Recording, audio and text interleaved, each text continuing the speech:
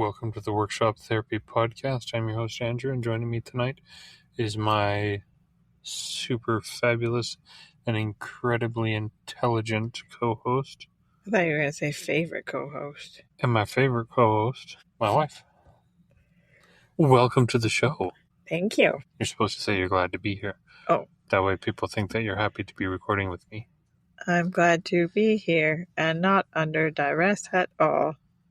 Duress. Thank you very much. Duress. It's just a pronunciation thing. For somebody who gets 120% on their assignments. Whatever. You get 100% on yours too. Not all of them. I don't get it on all of them. You don't get 120% on all of them. No. You just get 100% on 90% of them and then 120% on the rest of them. No, I did get a 98. Practically a failure. That's right. Anyway. I felt bad for myself. I'm sorry that you felt bad for yourself. That must be very hard for you. Yeah. To not be perfect. I'm practically perfect in every way. Mary Poppins. Miss Mary Poppins. In training. Creativity. Creativity is U-shaped. Really? Yep. That's my premise for today. It seems like you're putting creativity into a shape box. I am. I'm confining it. Sorry.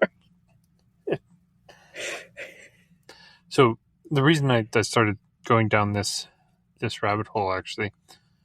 You had a reason behind a rabbit hole? Uh-huh. Sorry. I don't have... Well... Okay, can we preface this by... I am a teacher, and today was my last day with students. My filters are down. Hence the reason you're so snarky. Sorry. My filters are not where they usually are, so you get what you get. So be prepared for entertaining comments. They'll just happen. I have absolutely no control of them at this point. Much like my classroom at the end of the day. Continue. Sorry. It's a long day. So I ran across this article in the Creativity Research Journal. It's an interesting thing we say, ran across an article. Did you really run across anything? No. That feels like it might have been a very judgy comment. No, Do you run anywhere? I mean, look at you. I mean, Sorry. That's not what I meant at all. No, but I mean, you didn't run across the article. It's not like you were like, oh, look, there it is, running past. Yes, I clearly don't run anywhere. That's Your running shoes are 4 years old and they look brand new.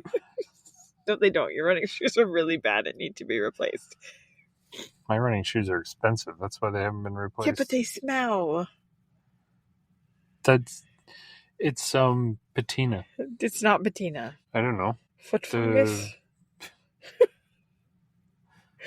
I told you, filters are down. It's an art piece on the futility you. Of man's journey against the inevitable. Back to this. You came across an article. You did not run across it. There was no running involved. Well, that could have negative connotations too. I came across the article.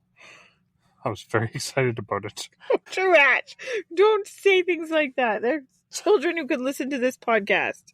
What are you talking about? I'm confused by why you're attacking me on that one. I am attacking you on the effect of aging on question asking, divergent thinking, and problem solving abilities. Okay. Yes, I slurred my words slightly. No, that's not what I'm laughing at. I'm laughing at the title of this article and just thinking, you did not send me this as like a preamble on purpose, that I was unprepared for this topic of conversation. Why? What?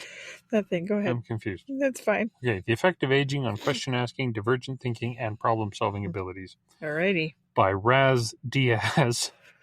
What? Raz Diaz? By Tuval Raz. This is like a terrible 80s band name. I'm sorry. If you're listening, Raz Diaz, I apologize. No, it's two different people. I was saying their last names. Raz. I thought his name was Raz Diaz. That would be really great if it was if the third person was Mataz or something. Raz Diaz, yeah. Mataz. It's not. Okay. It's Tuval Raz. I'm always. That's Michelle, right? Yeah, I think so. I'm always confused whether sometimes it's Michelle or Michael. L's, though. Yeah, I think that's Michelle. And sometimes there's an A. Michael is usually EAL. Yeah, so I think that's Michelle. We'll go with Michelle. So Tuval Raz. If you're Michael and we've mispronounced your name, Mr. Michael T. Diaz, I'm sorry, but not. And I have no idea how to pronounce that first name. Yod? Yod. and Kennett. Perfect. So Raz, Diaz, and Kennett. An article published in May of 2025. So This was supposed to be a short podcast. I know, and you keep being weird. So anyway, it was an interesting thing to read because it talked about how, as children are You get very razzmatazz? creative in their razzmatazz questions. They're as anybody who knows children, children love to ask questions, and their questions are sometimes interesting. Yes, like our youngest daughter was asking me today, does slow win? Oh, that's because we've been talking about the tortoise and the hare. Oh, is that where that came from? Mm-hmm. Okay, and I was confused by that question. I had no idea what she was asking. That's what she's asking. Okay, does slow win? So I told her that, contrary to the tortoise and the hare, that you've undermined me. Generally, faster wins over slow. But that makes sense now that she was asking me that. But it's a very creative question. Is kind of the point. Okay. So children tend to be very creative in their questions. Yeah, I thought her more creative question was, can you make glue out of flowers? See, that's a very creative question too. And so this particular article, they had 3 groups of people: 20 to 40, 40 to 60, and then 60 to 80. And they measured. Is that the numbers in the groups or the ages of the people in the groups? Ages of the people. I would have thought that was assumed. No, because it's 20, 40, 60, 80. 60 to 80. So 20 to 40. Okay. 40 to 60. Could be that they just were bad at math and they couldn't count how many were in the group. Could be. Sorry. So the participants were rated for question in different age categories. The participants were rated for questions originality. You be clear with your audience. Shh. You can go to sleep. I think we both. There's going to be an awkward pause that the editing software is going to just remove. But let everybody know that there was a long awkward pause here while you collected yourself and giggled softly in the background. Although you may be making enough noise that it might leave it in there and people can hear. I can't help myself. So their conclusions were that they found that middle-aged and older age groups were significantly less original than younger adults. Conversely, older age adults generated more original uses for objects compared to the younger and middle-aged adults. I'm just kind of summing up with the abstract here. Thus, with age, our questions become less original, while our functional ideas become more original. This may be due to a trade-off between fluid and crystallized intelligence. So, anyway, what were we going to say? I was going to say that it just has to do with the fact that once you get older, your defenses go down, and so you can just you get through that, like the middle age part. I think when you're lacking in the creativity era, it's because you have so many things on your mind and so much going on. But then as you're not in parenting fight flight survival mode, you move out into where you're able to do creating and things like that again in a different way. Oh, I hadn't thought about it that way. Where my mind went was it kind of parallels the creative. Never where my mind goes. Kind of parallels the development of creativity. Just not even going to touch that. I'm just going to try to carry on with my train of thought and complete it. So basically what the article said was the younger you are, the more likely you are to come up with a completely novel question, like a completely off the wall idea, right? And then the older you are, the essentially more likely you are to take your previous experience and use your previous experience and knowledge in a new and creative way, but not necessarily come up with a new idea. Right. And so creative in the creative sense, like kids, when they first start woodworking, they think about the wildly crazy things that you could make with wood, right? Like They think about swords. Yeah. All of them. All the time. It's true.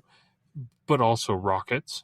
Like, I wonder if I could make a wooden rocket or whatever. Like, their minds go crazy with the possibilities. It's mostly about things that can hurt people. Generally themselves.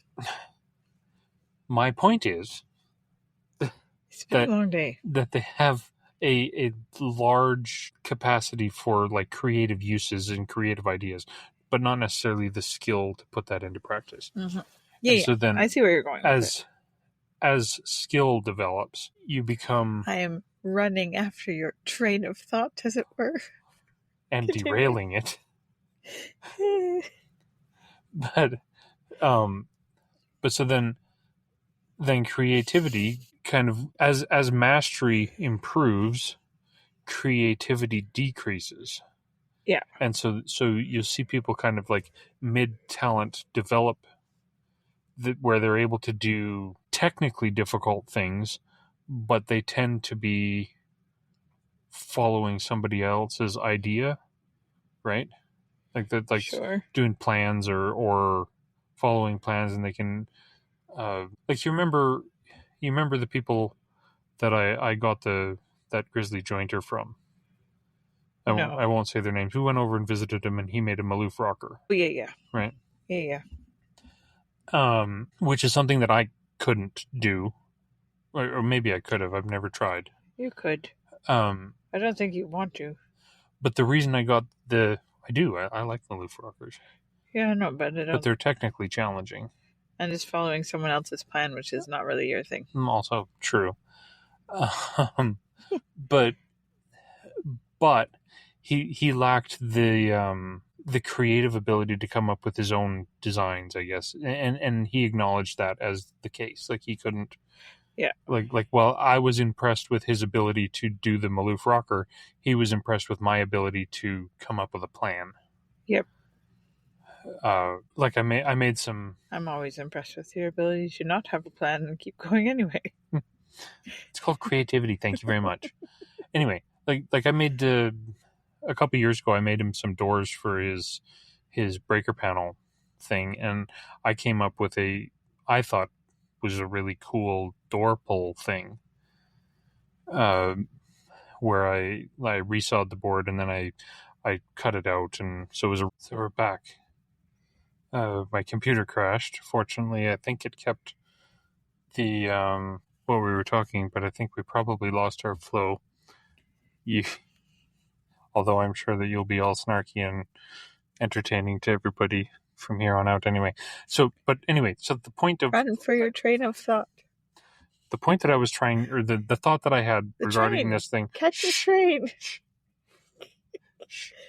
As mastery develops and you become a master of your skill, then you begin to see... This is how you stay married for 19 years.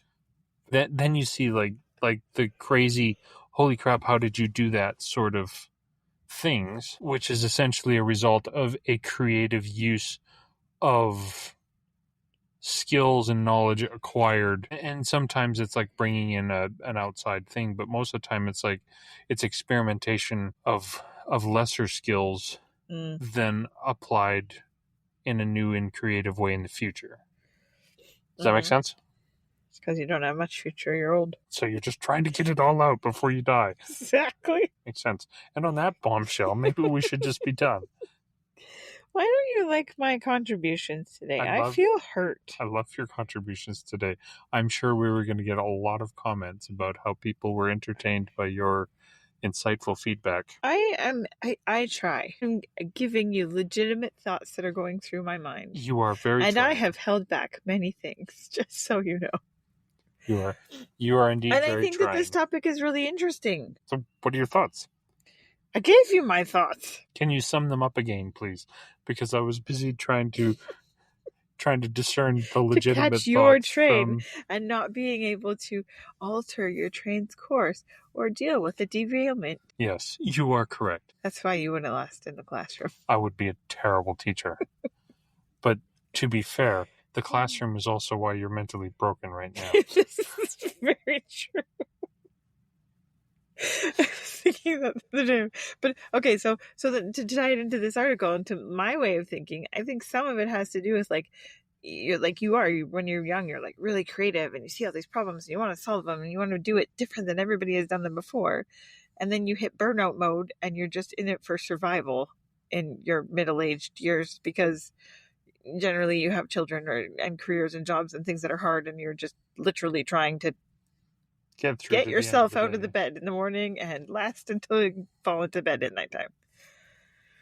And then you hit a point in your life where things kind of, I don't know because we're not there yet, but from observation of your much older siblings and our parents, you had the stage where you're able to free up some of your space mentally for that kind of creative or problem solving or wanting to do that kind of stuff again that you haven't had the space for. But you're also in a position where you've, lack of a better way, been broken and abused. And so you're not so much trying to do anything different as just to be like, how can I make this slightly better for myself or for people coming next, right? I don't know. But I think that there is some people, and I think that putting on my neurodivergent lens because that I always do, but that is your job. It's my job in this podcast. So, but I think I'm wondering to be the neurodiversion one. That's my job in life. I'm wondering what the difference is between neurotypical people and neurodiverse people in this aspect. Because, you get some people who just stay, like, you have that, I don't know, maybe you didn't. There's always, like, I had the art teacher who was just, like, still doing art and being creative and trying new wacky weird things all through it, right? Like, and trying different things and being excited about new mediums and continuing to do that. And you have those people. Yeah, but the underlying skill is there. Yeah, but and I think that's more, and maybe I'm interpreting what they said differently than you are. Oh, I'm sure you are, because my brain's weird. Because you're the neurodivergent one. You're neurodivergent too. We're just differently divergent. We're definitely divergent from each other mentally sometimes. No, but what I'm trying to say is I think there's more of a proponent for people of the neurodiverse brain wave. I don't know how you say it, whatever. So what you're saying is people with ADHD, for example, are probably more consistently creative through time. Yeah, because they don't, especially ADHD, because you're craving that newness. But so that creativity could be a function of always being involved in a new thing versus becoming involved in it, gaining mastery, and then returning to the creativity. Because I think that's what you see a lot more like in neurotypical people. Like we talked about this the other day, right? Like that they only give 70%, whereas when you're neurodiverse, you're given 110 all the time.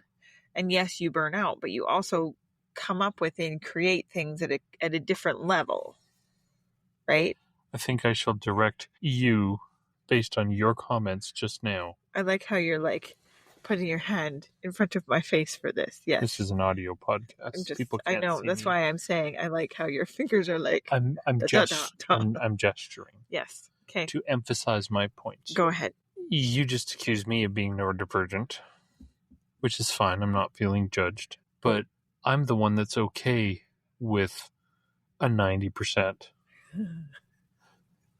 You're the one who's obsessing about giving 110% and 120% in your marks. Yeah, and that's a result of a child who messed and received. There's lots of reasons for that you should know about as a psychologist. That's why I'm doing this degree, is to figure out what's. Good luck with that. Messed up. At least you're honest about that. No, but I think that there's lots to be said for how your brain works, why it does what it does, that whole process. But I do think there is something to a neurodivergent brain being different. And I would be interested in looking at a study of like a side-by-side comparison of people and similar, you'd have to have like similar backgrounds and similar jobs and similar, lots of things. And so it would be difficult to do. But I think if you were thinking about it just in people that you know, neurodiverse people, I would say over time, are more on that creative spectrum through that. Mm-hmm. Because you crave that, and you crave newness, and you crave creativity in a different way than... I don't understand the whole give 70% to something. It's just, I can't do it. Maybe we should reach out to Razzmatazz and DS and see if they're interested. It's Razzmatazz and DS. And see if they're interested in collaborating. I don't think there was any Mataz in there, was there? No, there was not. Okay, now you got me confused. Also, I'm seeing dancing chihuahuas in my head currently, just for fun. Every time you say Razzmatazz and Diaz. What? Oh, because you're associating Diaz with chihuahuas, and then Razzmatazz is the... No, it's the Razzmatazz. They're like little the chihuahuas with pom-poms, and then Cameron Diaz set pops up at the end. They're cheerleaders for her. You're so weird. And it's fun. It's like a party all the time. And on that bombshell, how are we going to tie this into a call to action for our listeners and for the patrons? Well, I'd be curious to what people feel like if they're in at different stages of their life or have gone through different stages. Like the song that we sing with well, there's a Laurie Berkner band song that says it's hard to be 3. Take it from me. I've been other ages, and this has to be the hardest of all of them, 1, 2, and 3. But I'd be curious to know what other people thought about like the different stages of your life. Was there a stage where you found it harder to be creative, harder to? And what was the? What factors would you tie it to? If you haven't before linked it to it, can you now see a pattern or a trend? And maybe it's something that you realize that is blocking you now from being creative. Is there something there? Is there a, like, I know for myself, I would say that I think life factors right now are blocking me from being creative. And just time and kids and it's just right. It's not my season for that right now. I would argue that you're being very creative with your degree, though. Hence the reason you're getting very good marks is because you are spending time taking creative approaches to your assignments. That is true, actually. My professor did say in my last week that I was very creative. It's probably mine and the boys' acting abilities that set it over the top. Oh, I haven't got a mark back for that one yet. Oh. Still waiting on that. Oh. Your professor's probably shocked and appalled. If you want to see the video we're talking about, please visit my website. No, don't. Is it on your website? Yes. I have to post it on my website. I have to post something from each week's assignments onto my website, including that video. Good. It's up there for your viewing pleasure. Please go. It's under the collaboration tab. Yeah. So if what is it, Tamara? I don't even know what my own website is. It's linked in the show notes. Linked in the show notes. Please visit my website and enjoy Andrew and our son pretending to be teachers while I pretend to teach them about communication. It's very informative. Yep. It's been a week. Yes. So to sum up, if you do want to share, what have you noticed about your creativity? Has it increased with time, decreased with time? Has it been that U-shaped that I kind of feel like creativity follows? See, I would describe it more as a wave. Well, a wave is a U-shape. No, but like a continual. It's a continual up and down, up and down, up and down. Not like a gradual, like ooh. I do think there's a dip, like more of a dip, but it's more like. What are the factors? Yeah. And if you have a story that you want to share, please. questions@workshoptherapypodcast.com. Then you won't have to hear from me all the time. That's probably why nobody sends in questions, is because they just want to hear from you and your crazy talk. But those of you on Spotify, I will post a poll at the end of this that you can follow. And with that, we have a new patron. That's exciting. Yeah. not you, is it? No, it's not me. Okay. Just checking. It's meh. Meh. Yep. Oh, I think you'd be friends. Yep. Meh. Joined as a free member, and then joined the basic pledge, which is only $1 per month. Awesome. So we appreciate that. Thank you, Meh. Yeah. I don't know. You sounded too exciting when you said that. Oh. You said, thank you, Meh. It should be really, Meh. Thank you, Meh. I can use my robot voice that I use on the kids at school to freak them out. It works every time. So, Mrs. Hatch, you are creepy. How do you do that? So, do you want to thank the patrons today, my dear? All of them? No, just these. I'll point to it with the mouse. The first one. There's that many. There's quite a few now, actually. See, look at that list. There's. I will do it in my robot voice. There's 21 active patrons currently. Okay. So that one. These are the founding fathers. So there's only 5 that you have to read today. I have to read that name. Okay. Thank you to Matthew from Argiano Serio. Thank you to Just Brad at Brad's Customs. Thank you to Keith Drennan, Blackthorn Concepts. Thank you. Skip that one because he changed his membership, so he's actually up here now. So you say thank you to him. Thank you to Eric of Overall Maker Works. And then thank you to Brandon Millichap Camp. I don't know, I can't see. At Tectonic Creations. There we go. Those are the founding fathers. We appreciate you. This has not got weird at all. I think you need to go to sleep. Maybe.